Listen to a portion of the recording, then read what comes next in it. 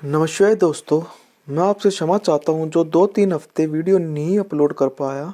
तबीयत खराब होने के कारण मैं आ नहीं पाया। आइए आज से हम पुनः शुरुआत करते हैं और बढ़ते हैं अपने अगले अध्याय की तरफ।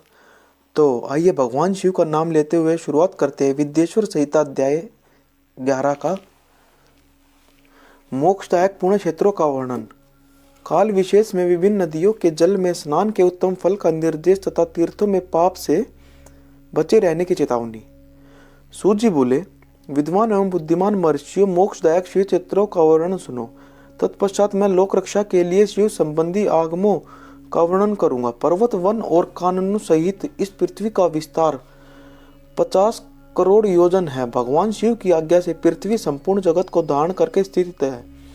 भगवान शिव ने भूतल पर विभिन्न स्थानों में वहां के निवासियों को कृपा पूर्वक मोक्ष देने के लिए शिव क्षेत्र का निर्माण किया है। कुछ क्षेत्र ऐसे हैं जिन्हें देवताओं तथा ऋषियों ने अपना वास स्थान बनाकर अनुग्रहित किया है, इसलिए उनमें तीर्थत्व प्रकट हो गया है। तथा अन्य बहुत से तीर्थ क्षेत्र ऐसे हैं जो लोगों की रक्षा के लिए स्वयं प्रादुर्भूत हुए हैं। तीर्थ और क्षेत्र में जाने पर मनुष्यों को सदा स्नान, दान और जप आदि करना चाहिए, अन्यथा वह रोग, दरिद्रता तथा मूर्खता आदि दोषों का भागी होता है। जो मनुष्य इस भारतवर्ष के भीतर मृत्यु को प्राप्त होता है, वह अपने पुण्य के फल से ब्रह्मलोक में वास करके पुण्य क्षय के पश्चात पुनः मनुष्य योनि में ही जन्म लेता है। पापी मनुष्य पाप करके दुर्गति में ही पड़ता है। ब्राह्मणों, पुण्य क्षेत्र में पाप कर्म किया जाए तो वह और भी दृढ़ हो जाता है। अतः पुण्य क्षेत्र में निवास करते समय सूक्ष्म से सूक्ष्म अथवा थोड़ा सा भी पाप न करे। सिंधु और सतलज नदी के तट पर बहुत से पुण्य क्षेत्र हैं। सरस्वती नदी परम पवित्र और 60 मुख वाली कही गई है, अर्थात उसकी 60 धाराएं हैं। विद्वान पुरुष सरस्वती के उन धाराओं के तट पर निवास करे तो वह क्रमश ब्रह्म पद को पा लेता है। हिमालय पर्वत से निकली हुई पुण्य सलीला गंगा 100 मुख वाली नदी है।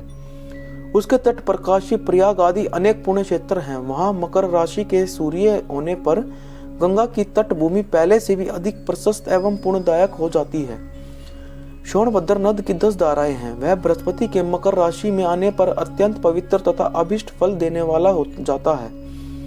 उस समय वहां स्नान और उपवास करने से विनायक पद की प्राप्ति होती है। पुण्य सलीला महानदी नर्मदा के 24 मुख्य स्रोत है और उनमें से स्नान तथा उसके तट पर निवास करने से मनुष्य को वैष्णव पद की प्राप्ति होती है। तमसा के 12 तथा रेवा के 10 मुख है। परम पुण्यमयी गोदावरी के 21 मुख बताए गए हैं। वह ब्रह्म हत्या तथा गोवध के पाप का विनाश करने वाली एवं रुद्र लोक देने वाली है। कृष्णा वेणी नदी का जल बड़ा पवित्र है। वह नदी समस्त पापों का नाश करने वाली है। उसके 18 मुख बताए गए हैं तथा वह विष्णु लोक प्रदान करने वाली है। तुंगभद्रा के 10 मुख है।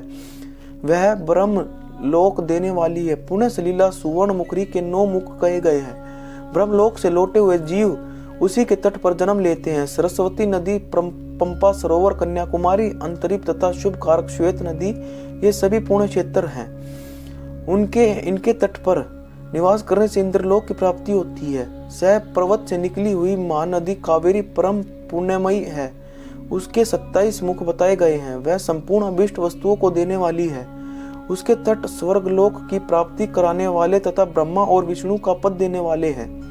कावेरी के जो तट शिव क्षेत्र के अंतर्गत है, वे अभिष्ट फल देने के साथ ही शिवलोक प्रदान करने वाले भी है।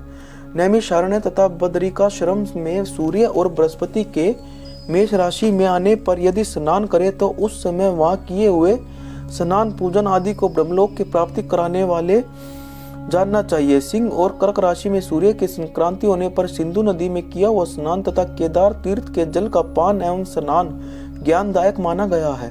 जब बृहस्पति सिंह राशि में स्थित हो उस समय सिंह की संक्रांति से युक्त भाद्रपद मास में यदि गोदावरी के जल में स्नान किया जाए तो वह शिवलोक की प्राप्ति कराने वाला होता है। ऐसा पूर्व काल में स्वयं भगवान शिव ने कहा था।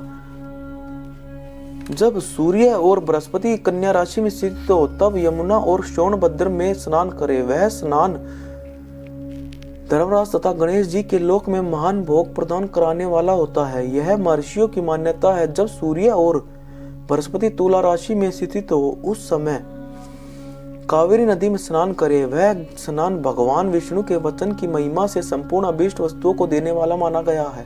जब सूर्य और बृहस्पति वृश्चिक राशि पर आ जाए तब मार्गशीर्ष अगहन के महीने में नर्मदा में स्नान करने से श्री विष्णु लोक की प्राप्ति हो सकती है। सूर्य और बृहस्पति के धनराशि में स्थित होने पर सुवर्ण मुखरी नदी में किया हुआ स्नान शिवलोक प्रदान कराने वाला होता है। जैसा कि ब्रह्मा जी का वचन है, जब सूर्य और बृहस्पति मकर राशि में स्थित हो उस समय माघ मास में गंगा जी के जल में स्नान करना चाहिए।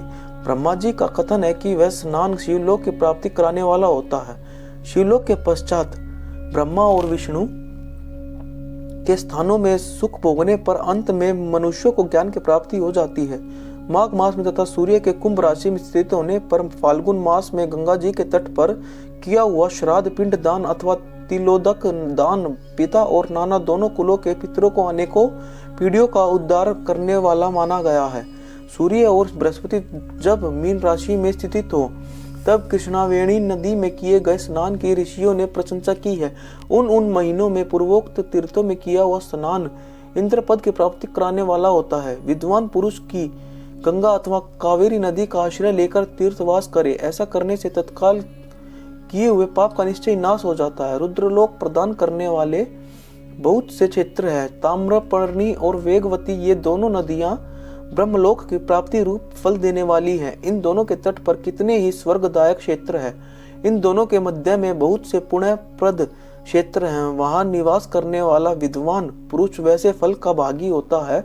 सदाचार, उत्तम वृत्ति तथा सद्भावना के साथ मन में दया भाव रखते हुए विद्वान पुरुष को तीर्थ में निवास करना चाहिए, अन्यथा उसका फल नहीं मिलता। पुण्य क्षेत्र में किया हुआ थोड़ा सा पुण्य भी अनेक प्रकार से वृद्धि को प्राप्त होता है तथा वहां किया हुआ छोटा सा पाप भी महान हो जाता है।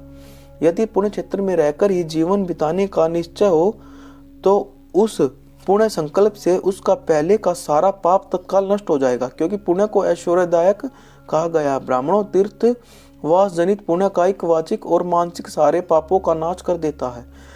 तीर्थ में किया हुआ मानसिक पाप वज्र लेप हो जाता है, वह कई कल्पों तक पीछा नहीं छोड़ता है। वैसा पाप केवल ध्यान से ही नष्ट होता है, अन्यथा नहीं। वाचिक पाप जप से तथा कायिक पाप शरीर को सुखाने जैसे कठोर तप से नष्ट होता है। अतः सुख चाहने वाले पुरुष को देवताओं की पूजा करते हुए, ब्राह्मणों को दान देते हुए पाप से बचकर ही तीर्थ में निवास करना चाहिए। हर हर महादेव।